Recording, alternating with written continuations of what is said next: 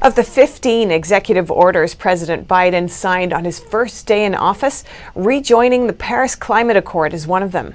NTD's Cولter speaks to a climate change expert about why the Paris Accord faces criticism.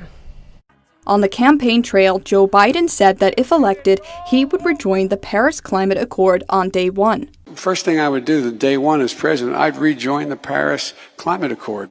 Biden kept his word after getting sworn in, signing an executive order to rejoin. But this climate author and expert says this is not a good solution to a problem he agrees exists.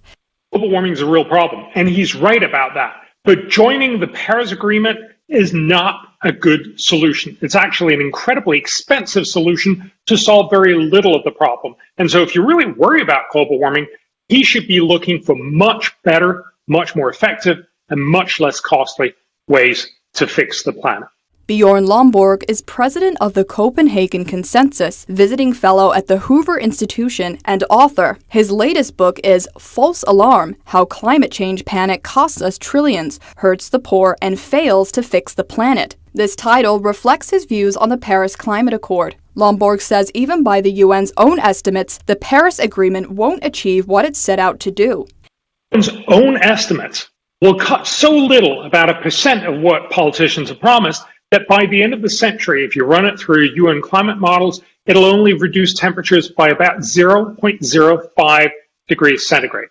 That's almost immeasurable. Yet the cost will be phenomenal. By 2030, we'll probably be paying somewhere between $1 and $2 trillion a year. He says to pay so much to achieve so little is not a very good idea. If you want to fix climate change, there's another way that we've learned for a long time, and which Biden is actually also emphasizing, namely innovate.